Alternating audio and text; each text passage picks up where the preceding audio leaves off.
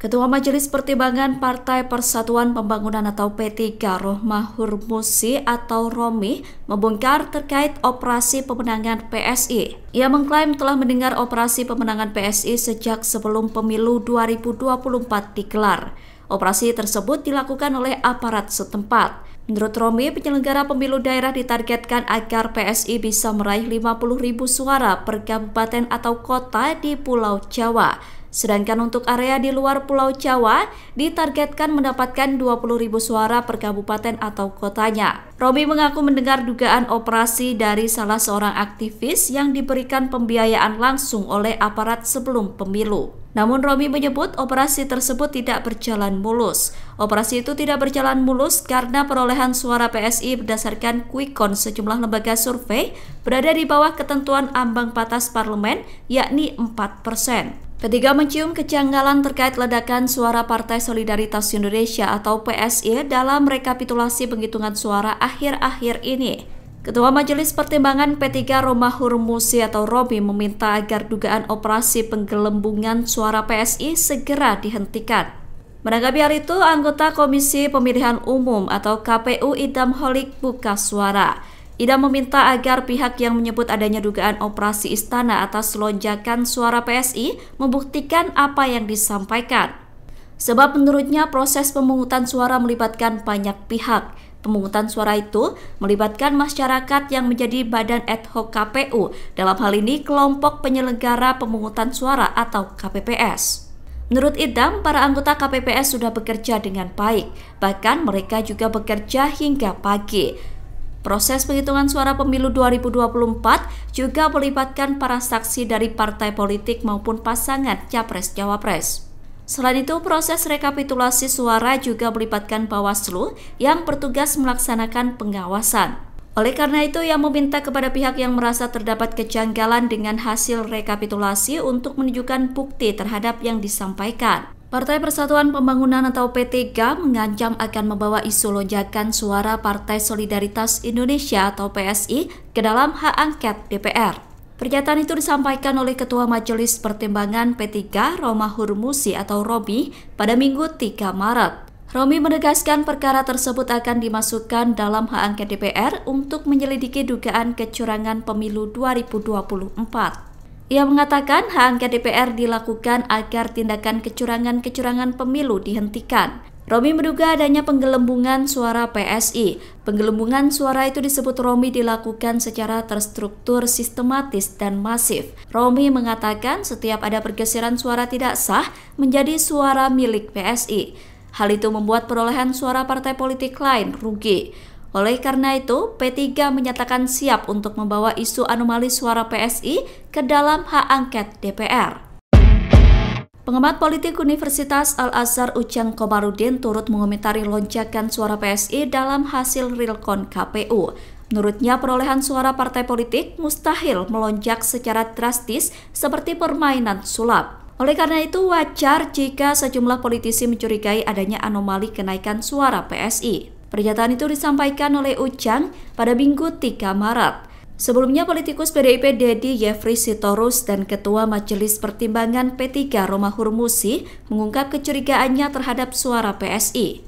Salah satu kecurigaan yang disampaikan adalah adanya operasi untuk melimpahkan suara agar PSI lolos ambang batas parlemen. Ujang mengatakan jika benar ada operasi pengalihan suara hasil pemilu, maka demokrasi terancam. Sebab suara rakyat dalam pemilu dimanipulasi hingga dimainkan pihak tertentu. Ujang mengingatkan pentingnya menempuh pemilu melalui jalur yang benar tanpa kecurangan. Ia mewanti-wanti agar peserta pemilu tidak bermain mata dengan penyelenggara pemilu.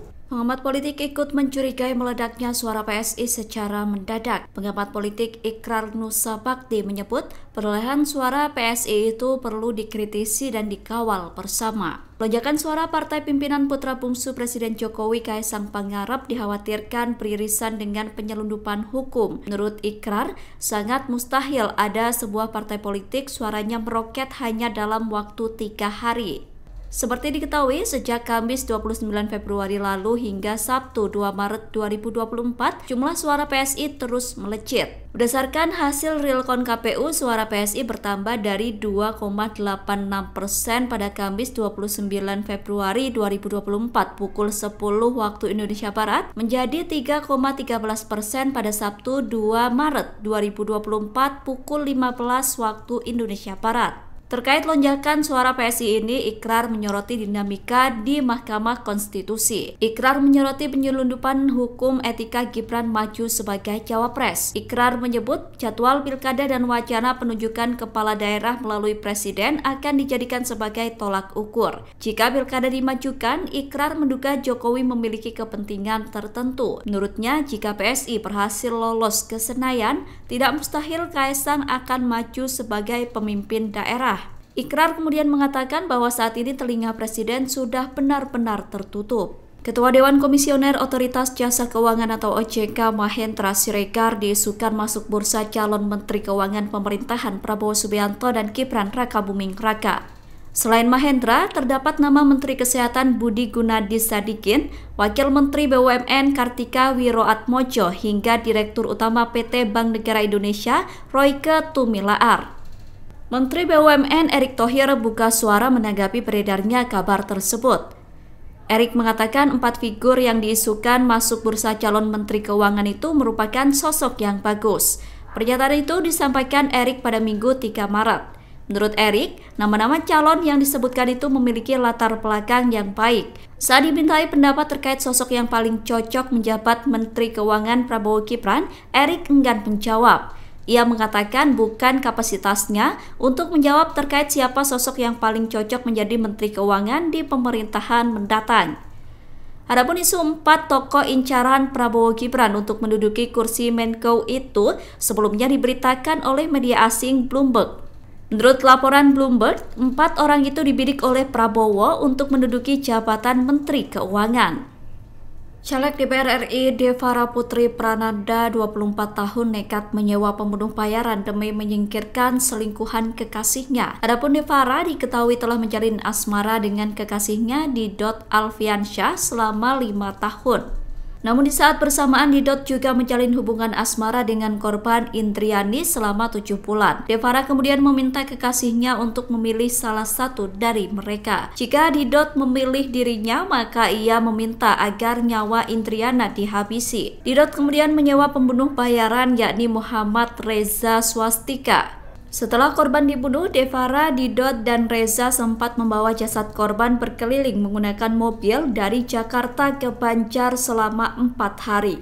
Setelah 4 hari dibawa keliling, jasad korban kemudian dibuang di belakang Tugu Gajah, Banjar, Jawa Barat pada Jumat 23 Februari. Adapun selama di dalam mobil, korban didudukan di jok belakang dengan mulut tertutup masker, sehingga korban seolah-olah terlihat sedang tertidur. Jangan heran kalau aparat keamanan tidak netral, jangan heran kalau KPU-nya tidak netral, jangan heran kalau Bawaslu-nya tidak berfungsi, jangan heran kalau MK-nya nanti berpihak pada satu paslon. Ini isu terkait dugaan berbagai pelanggaran pemilu 2024 makin menguat. Terbaru adalah soal anomali suara PSI yang mendadak naik drastis dalam waktu singkat. Kokapten Timnas Anies Muhaimin Sudirman Said mengatakan bahwa pemimpin tertinggi di negara ini telah melakukan berbagai pelanggaran etika. Pernyataan itu disampaikan oleh Sudirman Said dilansir pada Senin 4 Maret. Ia mengatakan bahwa pemimpin tersebut telah melanggar konstitusi. Namun Sudirman tidak menyebut secara gamblang terkait sosok pemimpin yang dimaksud. Sudirman meminta kepada semua pihak untuk tidak heran jika aparat, KPU hingga MK tidak netral. Pasalnya pemimpin negara saja melakukan berbagai pelanggaran etik. Kokapten Timnas Amin itu mengatakan ada yang salah dalam penyelenggaraan pemilu 2024. Terkait berbagai pelanggaran itu pun sudah diungkap oleh berbagai kelompok masyarakat sipil. Kinerja rekapitulasi pemilu yang dilakukan oleh KPU saat ini, apakah ada catatan spesifik gitu, Mas? saya kira itu sudah diungkap oleh banyak sekali forum, jadi saya tidak ingin berkomentar lagi karena terlalu banyak tanda-tanda atau gejala-gejala bahwa memang ada yang salah dari penyelenggaraan pemilu ini. Dan sekali lagi itu hanya satu bukti bahwa dari hulunya memang sudah sebenarnya tidak baik-baik saja, karena begitu konstitusi dilanggar, undang-undang dilanggar, etika dilanggar oleh orang yang paling tinggi kedudukannya di negara ini, yang kejadian berikutnya ya hanya konsekuensi saja gitu. Jadi jangan heran kalau aparat keamanan tidak netral, jangan heran kalau KPU-nya tidak netral, jangan heran kalau Bawaslu-nya tidak berfungsi, jangan heran kalau MK-nya nanti berpihak pada satu paslon. Ini hanya ikutan saja. Presiden Jokowi memilih tidak menjawab saat ditanya terkait isu hendak bergabung ke Partai Golkar. Jokowi hanya melemparkan senyum kepada awak media dan meninggalkan podiumnya. Momen tersebut terjadi seusai Presiden memberikan keterangan pers di Lanut Halim Perdana Kusuma, Jakarta sebelum berangkat ke Australia pada Senin 4 Maret. Saat Presiden Jokowi menyudahi sesi tanya-jawab, wartawan masih sempat menanyakan satu pertanyaan kepadanya. Awak media bertanya seusai pensiun Jokowi hendak masuk ke Golkar atau kembali ke Solo. Mendengar pertanyaan itu, Jokowi tidak memberikan jawaban. Ia beranjak meninggalkan podium, sembari melemparkan senyum dan terus berjalan meninggalkan kerumunan wartawan. Presiden Jokowi berjalan ke arah landasan pacu tempat pesawat kepresidenan Indonesia 1. Dirinya akan terbang ke Australia untuk menghadiri konferensi tingkat tinggi atau KTT ASEAN Australia. Adapun sebelumnya Jokowi juga sempat merespon isu dirinya gabung ke Golkar. Namun Jokowi tidak menjawab dengan jelas terkait isu tersebut. Jokowi tidak memberikan bantahan tetapi juga tidak memberikan jawaban tegas. Lonjakan suara PSI menyita perhatian publik. Perolehan suara PSI yang melonjak tajam dalam beberapa hari itu turut dikomentari oleh pengamat politik. Pengamat politik UIN Jakarta Adi Prayitno mengatakan, publik melihat fenomena lonjakan suara PSI dengan penuh curiga. Pernyataan itu disampaikan Adi Prayitno pada Senin 4 Maret. Menurut Adi, lonjakan suara itu mencurigakan lantaran sangat anomali dibandingkan dengan partai yang lain. Adi mengatakan hanya suara PSI yang naik signifikan, sementara partai lain cenderung stagnan. Menurut Adi, jika data sudah masuk di atas 60%, naik turunnya perolehan suara partai ataupun caleg cenderung datar, tidak ada lonjakan-lonjakan suara yang signifikan. Oleh karena itu, Adi menilai lonjakan suara PSI tersebut perlu untuk diinvestigasi. Hal itu untuk mengetahui data secara akurat agar semua proses pemilu transparan. Di sisi lain, Adi menyebut kenaikan suara PSI terjadi karena suara yang diinput di Sirekap berasal dari basis-basis PSI. Suara tersebut berasal dari daerah yang menjadi basis PSI, yakni Jakarta, Jawa Timur, dan Jawa Tengah. Download Tribun X sekarang, menghadirkan lokal menjadi Indonesia.